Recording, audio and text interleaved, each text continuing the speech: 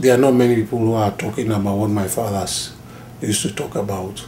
There was hardly anybody, I don't remember anybody speaking against corruption in my father's time. In my time, probably in the last maybe 1 year or two, there has been nobody speaking, confronting the authorities or the establishment with music.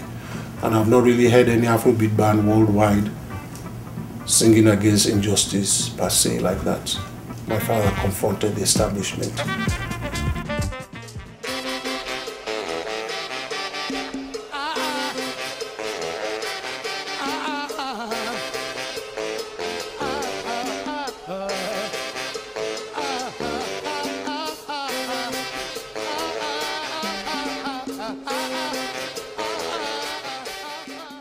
Afrobeat is a form of high life, traditional African music, jazz,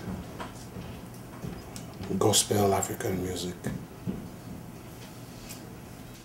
My father grew up in playing gospel music composed by his great-grandfather and his father. And he went to Trinity College to study classical music. He used to play traditional music as well. In Nigeria, he played high life.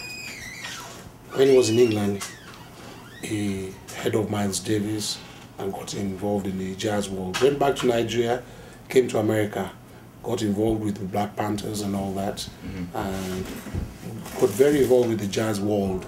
Went back to Lagos, and Afrobeat started. Top of the road on this side, the people they waka. Office workers, labor workers. Them go they waka. Inside bus, them go they. Now, music itself generally plays an important role, whether we like it or not, in the world today. The music has affected everybody one way or the other. It could be a love song. This happens to be political. So, and it has been dealing with fighting injustice, especially in a country like Nigeria, that has all the resources and there's no need for the people to be poor. And my father used his music to expose this corruption in the days where it was really, people could not speak. And he used his music to speak out, and it touched everybody in Nigeria. And it went from Nigeria and it spread all over Africa till the rest of the world got to hear of what he was doing and his kind of music, which is the same thing I'm doing. But it was my father that started this thing with his music to speak out through music to touch the people with the language, pidgin English, breaking the English down so the average person in Nigeria or anywhere could understand what he was talking about. Would they tell you, you know here, you know. Now, music generally has touched everybody. It could be a love song, it could be through the movie, it could be through anything, but without music, what would we do without music? The shrine was built, the shrine was my father's club. The name of my father's club, he started in the 70s. So any place he rented to play, he named it the shrine, where he paid tribute to his ancestors, where he worshipped. Now, it's a social gathering. We intend to have a library there, have big books for people to read. It's going to grow in the future. It's a place that will always grow, new ideas will always come. But right now it's a social place, it's a shrine. People, the poor people, it's a place where the poor man, we play free. Every time I play there, I play on Tuesdays free, I play on Thursdays free. Sundays is very cheap. Everybody can afford to watch a gig there. Will truly bring peace. In the name of peace, we fight and kill to find justice. For me now only music. From the voice of the soul we speak.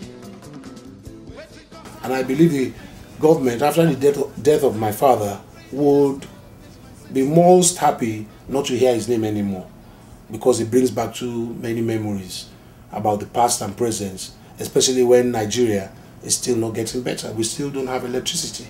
Many people still don't have water. Many people can't afford a good education for their children. People are getting poorer. The rich are getting richer. So people don't want the government would not want this new generation or any generation to hear about this music that was so big in the 70s, 80s and 90s. They would prefer to not even let people discuss Fela and Femi Kuti anymore. Every time the place is picking up and we're getting more exposure and more people are listening to what's the message coming out of the shrine, the government finds a reason to clamp down on the place. Now I think it's getting bigger again, so they find a reason to shut the place, which has nothing to do with us. Yes, I think it was more political. It was to do with, they said we were, the people selling, traders selling outside the shrine, we were to be blamed for them selling outside the shrine. They said we were making too much noise, and they said we did not control the traffic. Now there are other 3 event centers or 4 event centers on that same street. So if that was a reason, they should close all the centers. They picked on the shrine.